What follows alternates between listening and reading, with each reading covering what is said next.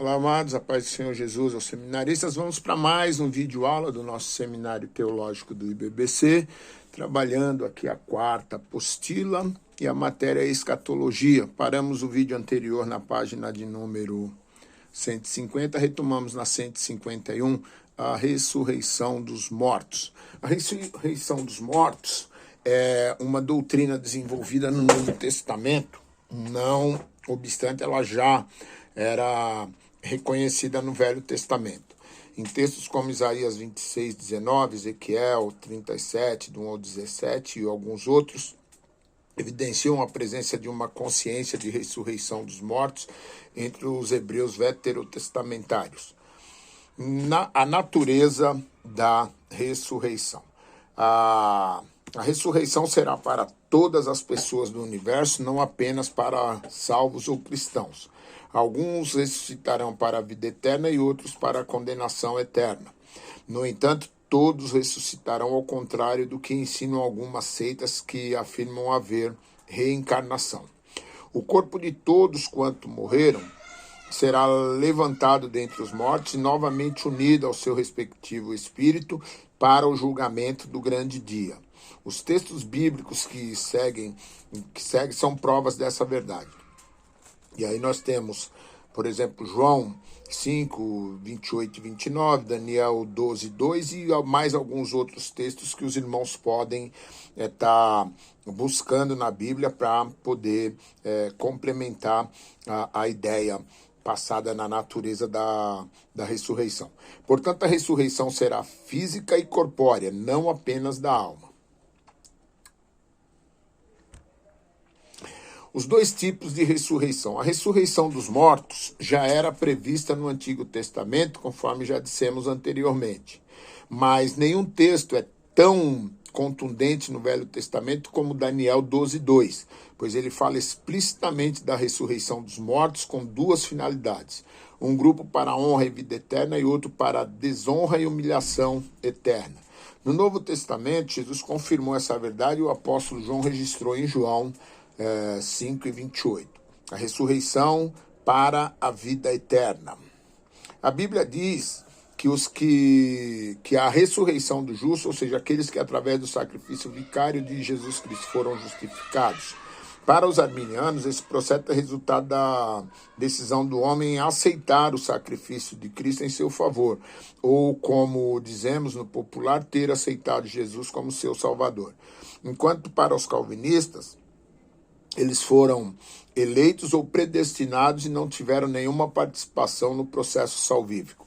No entanto, para ambos, é necessário que o crente ressuscite e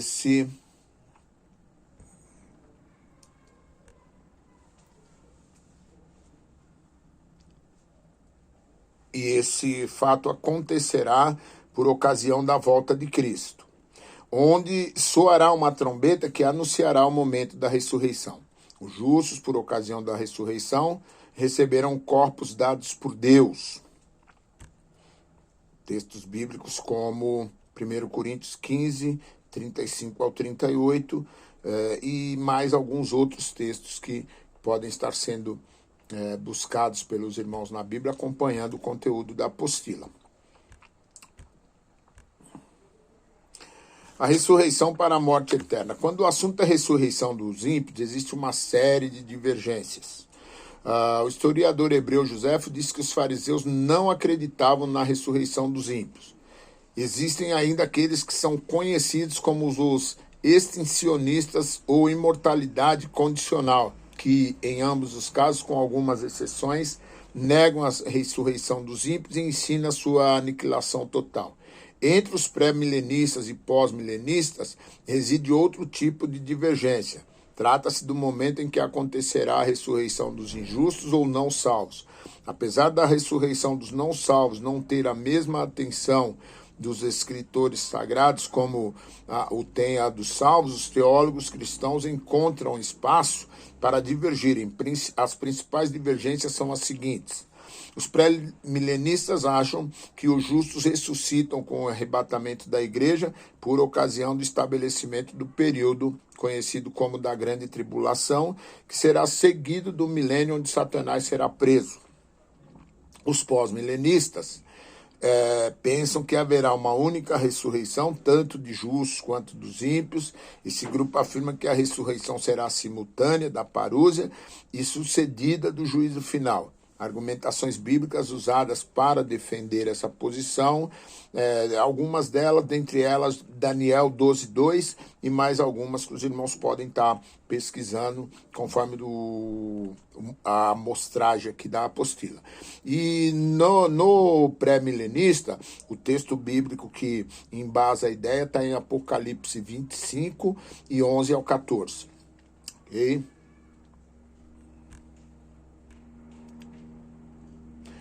Julgamento final. Nós estamos agora entrando na página de número 154, tratando do julgamento final. O juízo final é uma realidade presente em toda a Bíblia, seja no Velho como no Novo Testamento. Desde o princípio até o fim da Bíblia existem várias advertências de que um dia todos os homens vivos e mortos que ressuscitarão serão julgados pelos seus atos. Ninguém ficará impune de suas maldades, bem como os bons serão recompensados por suas obras. O próprio Deus, justo juiz, julgará a todos. O apóstolo Paulo descreve esse dia como o do tribunal de Cristo, onde cada um receberá pelo que fez em vida. Serão julgados por Deus em Jesus a nação de Israel, justos, injustos, Satanás, os anjos caídos. Veremos em seguida algumas evidências bíblicas desses julgamentos. Então, vamos lá. Primeiro, o julgamento de Israel. Apesar de não ser um tema de unanimidade entre os cristãos, especialmente os pré-milenistas, afirmam que haverá um julgamento específico para a nação de Israel. Entre eles estão já mencionados teólogos Duffield e Cleave, cuja opinião sobre os assuntos é a seguinte: os profetas do Antigo Testamento predizem uma época de provação e juízo para o remanescente de Israel em preparação para o reinado. Esse é o primeiro ponto defendido por Duffield e Cleave, julgamento de Israel. Julgamento dos justos. Existem conceitos diferentes entre os teólogos cristãos quanto ao tempo em que ocorrerá o julgamento dos justos e injustos.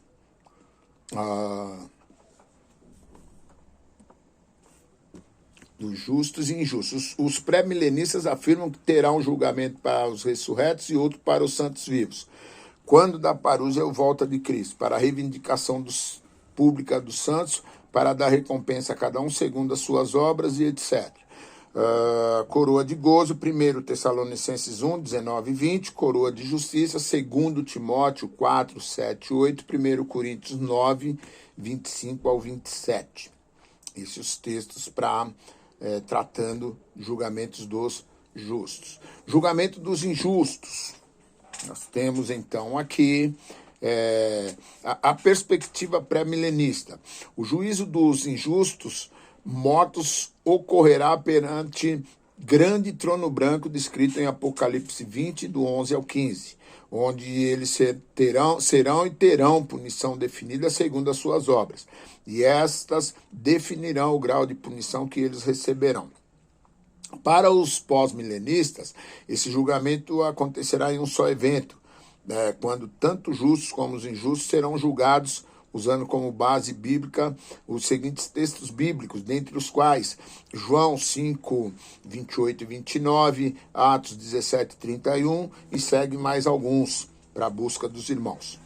Quanto ao destino dos ímpios, há indicação de que eles irão para um lugar comumente chamado no Novo Testamento de inferno, no grego Geena, lugar onde se queimava lixo no Vale de Inon em uma fogueira constante, ou ainda no grego também Tártaros, um lago de fogo onde os anjos perversos serão lançados. Seja Geena ou Tártaros, o fundamental é entender que se trata de um lugar horrível de muito sofrimento. E o último julgamento de Satanás e dos anjos caídos, as perspectivas são: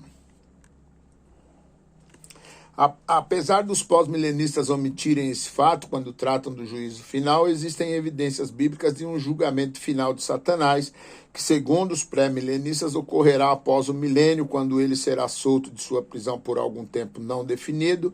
Ele sairá para enganar as nações, cuja rebelião, a última, terminará com a terrível destruição dos rebeldes, e Satanás sendo lançado no lago de fogo para sempre. O apóstolo Paulo falou que os crentes julgarão o mundo e os anjos. A partir de referências como essa, fica evidente que haverá um julgamento para os anjos caídos e não os íntegros e retos que não se contaminaram com a proposta de Satanás. Pedro, em sua segunda epístola, fala especificamente do julgamento dos anjos caídos. Nós temos o texto, pois Deus não poupou os anjos que pecaram, mas os lançou no inferno, no grego Tártaro, prendendo-os em abismos tenebrosos a fim de serem reservados para o juízo, segundo a Pedro 2 e 4. Dentro desse mesmo sentido, encontramos as palavras de Judas, no capítulo 6 de sua carta. E quanto aos anjos que não conservaram suas posições de autoridade, mas abandonaram sua própria morada, ele os tem guardado em trevas, presos em correntes eterna para o juízo do grande dia.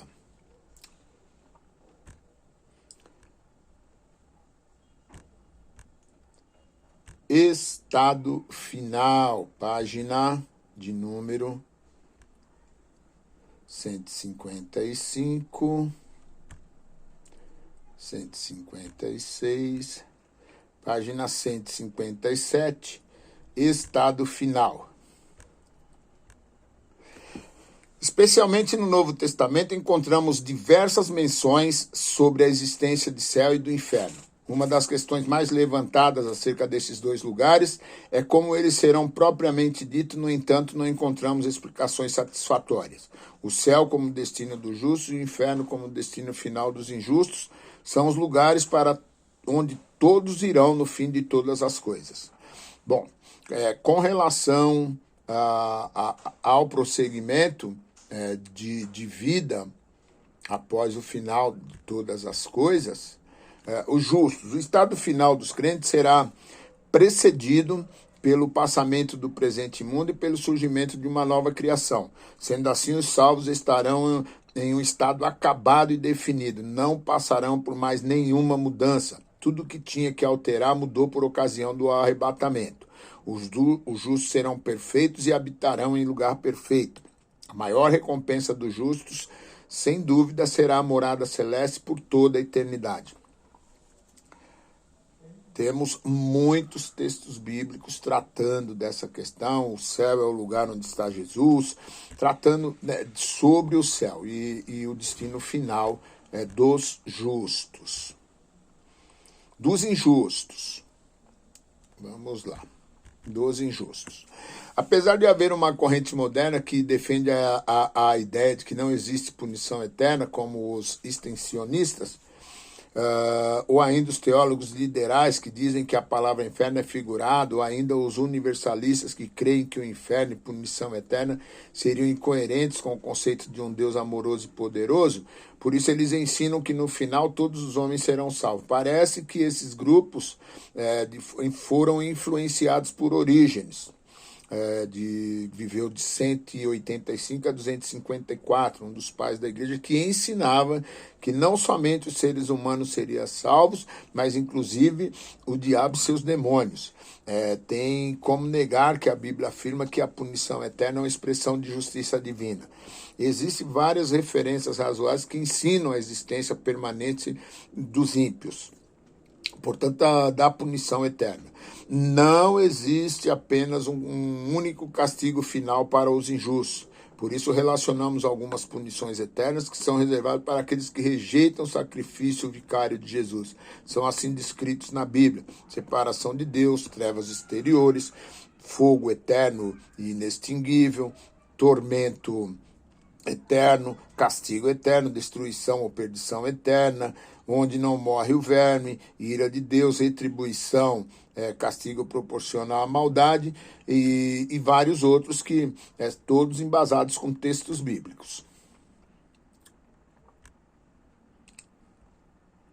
considerações finais, e nós encerramos mais uma matéria.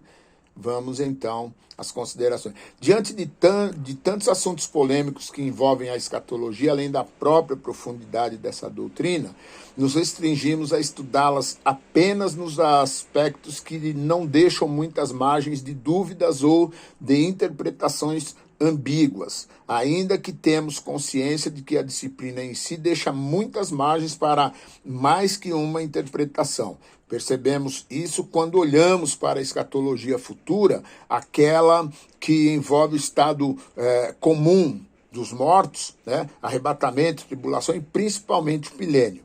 Alguém já disse que existem algumas questões polêmicas na Bíblia que são debatidas há séculos e não se chega a um consenso.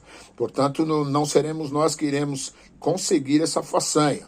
Procuramos apresentar os pontos doutrinários principais e as linhas de interpretações teológicas predominantes, apesar da posição doutrinária assumida pela nossa denominação Brasil para Cristo. Procuramos expor os pensamentos diversos. Compreendemos que, por ocasião,